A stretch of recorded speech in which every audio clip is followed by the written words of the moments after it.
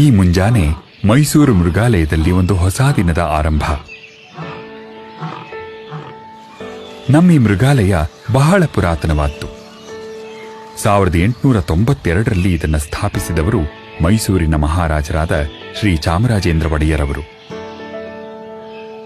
ಅವರ ಕಾಲಕ್ಕೆ 10 ಎಕರೆ ಜಮೀನಿನಲ್ಲಿದ್ದ ಈ ಮೃಗಾಲಯ ಈಗ ಅದರ 10 ಪಟ್ಟು ವಿಸ್ತಾರಗೊಂಡಿದೆ.